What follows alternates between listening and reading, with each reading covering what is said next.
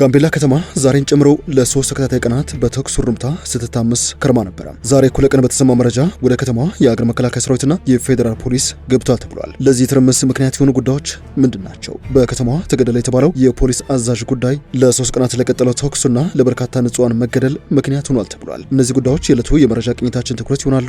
እንደተለመደው እያደመጣችሁን አብራችሁን ቆዩ። የቻናላችን የዘወትር አክብሮታዊ ግብዣ ነው። ወደ ቀዳሚ ጉዳያችን እናምራ።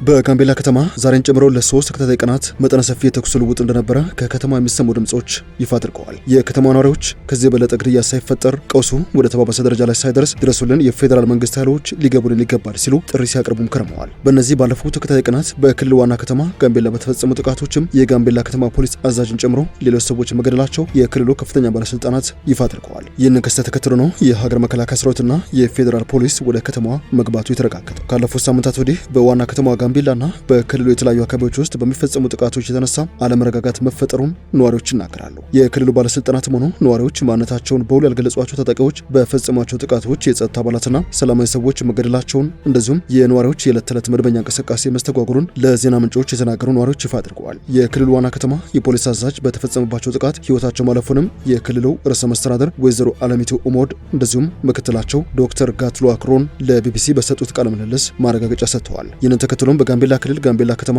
በትናንትናው ዕለት ታህሳስ 8 ቀን 2019 ዓ.ም ከረፋድ ጀምሮ ተኩስ ይሰማ እንደነበረ ነዋሪዎች ምስክርነታቸውን ለዜና ምንጩ የሰጡ ሲሆን በሰዎች ላይ ጉዳት መድረሱንም ሰምተናል ብለዋል። የጋምቤላ ክልል አስተዳደር በትናንትና ምሽት ባወጣው መግለጫ የክልሉ ህዝብ ሰላም እንቅልፍ የሚነሳቸውና ግጭትና የስሞት የሚያስደስታቸው ያላቸው በስም ያልጠቀሳቸው ኃይሎች ከሰሞኑ የጋምቤላ ከተማን ጨምሮ በሌሎች ወረዳዎች ትርምስ ፈጥሯል በማለት የተከሰተውን ሁኔታ ይፋ አድርጎታል። ከዚህ ባለፈም እነዚህ ኃይሎች ሰዎችን በመግደል ተሽከርካሪዎች ላይ ጥቃት በማድረስና ህይወት እንዲጠፋ በማድረግም ጭምር የጸጥታ አካላትና አመራር ኢላማ በማድረግም የተለያዩ ሙከራዎችን አድርጓል ሲል የከሰሳቸው መግለጫው የከተማ ፖሊስ አዛዥን ግድያ ባይጠቅስም የጸጥታ አካላትና አመራር በማለት በፖሊሶችና በአዛዡ ላይ የተፈጸመውን ግድያ በተመለከተም መረጃ ሰጥተዋል። በትናንትናው ዕለት እኩለ ቀን ላይ ለመገናኛ ብዙሃን ድምጻቸውን አሰምተው የነበሩት የክልሉ ርዕሰ መስተዳድር ወይዘሮ አለሚቱ ዝርዝር መረጃ ባይሰጡም የፖሊስ አዛዡን ግድያና ሌሎች ጥቃቶችን በተመለከተ ማረጋገጫ ሰጥተዋል። ከዚህ ባለፈም አመሻሽ ላይ የቀድሞው የዩኒቨርሲቲ መምህር የዋና ኤነርጂ ሚኒስትር አማካሪ የነበሩት በይሳ ደግሞ የጋምቤላ ክልል ምክትል ርዕሰ መስተዳድር የሆኑት ዶክተር ጋትሉዋክ በፖሊስ አዛዡ ላይ ግድያ መፈጸሙንና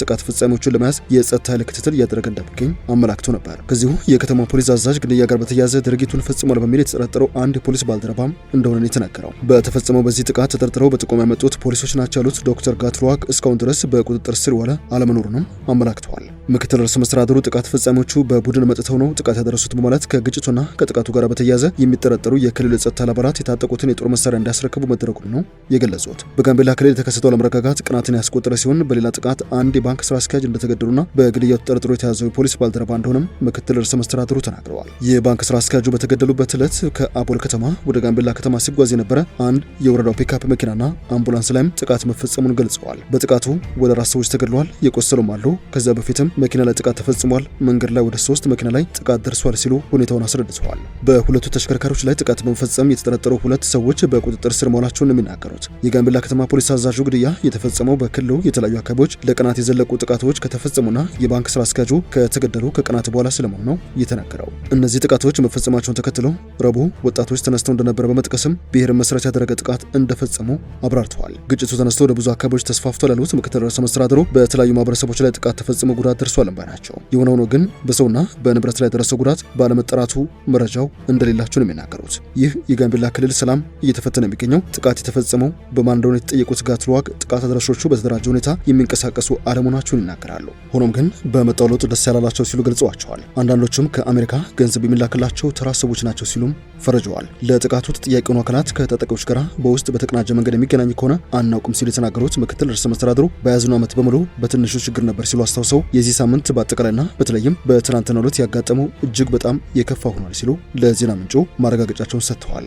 ይህንን በተከታታይ የሚፈጸም ጥቃት ማስቆም ያልተቻለው ጥቃት አድራሾቹ የተደራጁና በአንድ የተወሰነ አካባቢ ላይ ያለው አለመሆናቸውና በህብረተሰቡ ውስጥ የሚገኙ በመሆናቸው ነው ሲሉ እንደ ምክንያት ጠቅሰዋል። የጋምቤላ ክልል በትናንትናው ምሽት ባወጣው መግለጫ ተጠርጣሪዎችን አድኖ በመያዝ ላይ እንደሆነና በርካቶችን በቁጥጥር ስር መዋላቸው ተመላክተዋል። ከዚህ ባለፈ ከጸጥታ ኃይል አባላት ውጪ የትኛውንም አይነት የጦር መሳሪያ ይዞ በሚገኝና በሚንቀሳቀስ ግለሰብ ወይንም ቡድን ላይ የጸጥታ አካላት አስፈላጊውን እርምጃ እንደሚወስዱ ማስጠንቀቂያ አስጠንቅቆ ነበር። ከደቡብ ሱዳን ጋር የሚዋሰነው የጋምቤላ ክልል በተለያዩ ጊዜያት ጋብ እያለ የሚያገረሽ ግጭትና ጥቃት ሲከሰትበት የቆየ መሆኑ ይታወሳል። የአሁኑ አለመረጋጋት የጀመረው ከሳምንት በፊት አንስቶ ሲሆን ሰላማዊ ሰዎችን፣ የፖሊስ አባላትን እንደዚሁም ተሽከርካሪዎችን ኢላማ ባደረጉ ጥቃት ውስጥ ጥቂት የማይባሉ ሰዎች ሕይወት መጥፋቱን እንደዚሁም የአካል ጉዳት መድረሱን ባለስልጣናትና ነዋሪዎች ይናገራሉ።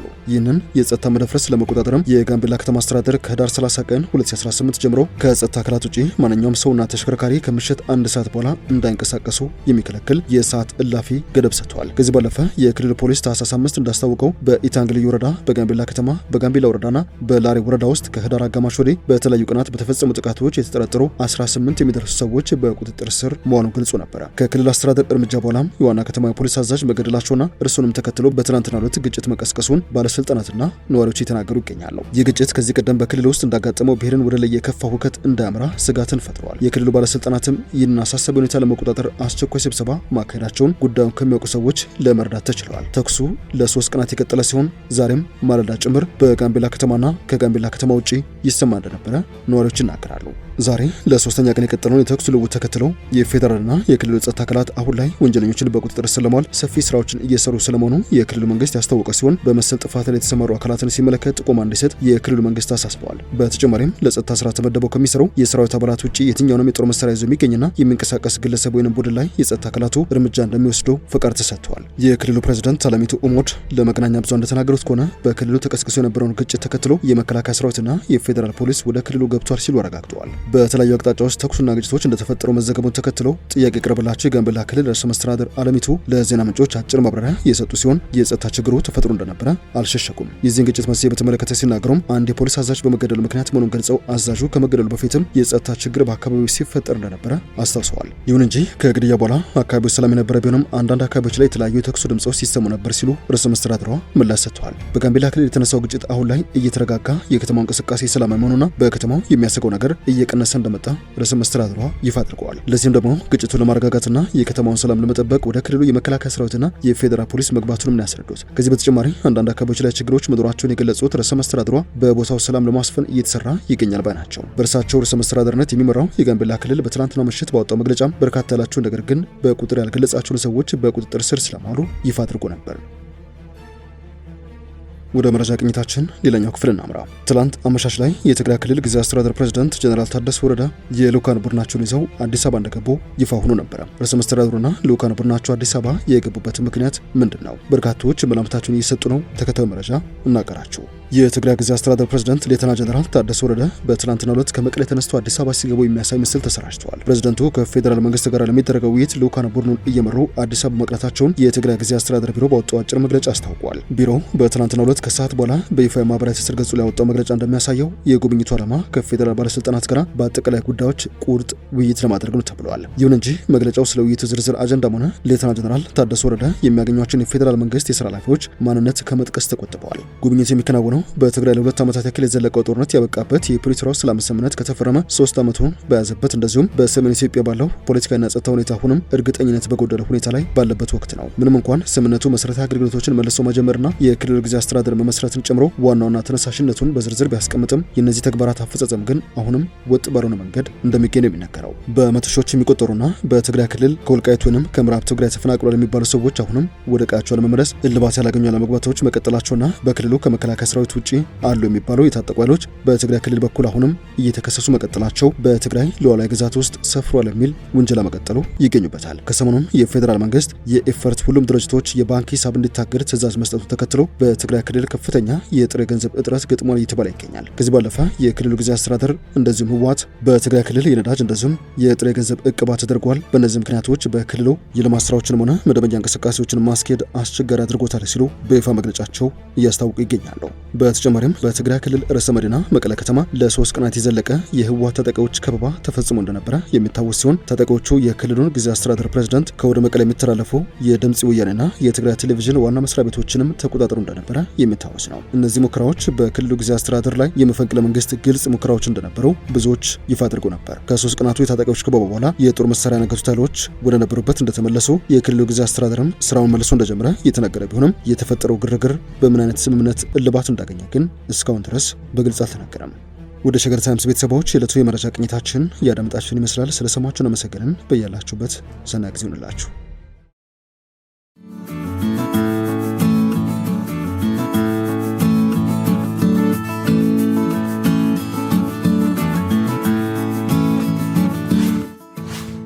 ሸገር ታይምስ ሚዲያን ሰብስክራይብ በማድረግና ደወሉን በመጫን ይከተሉን።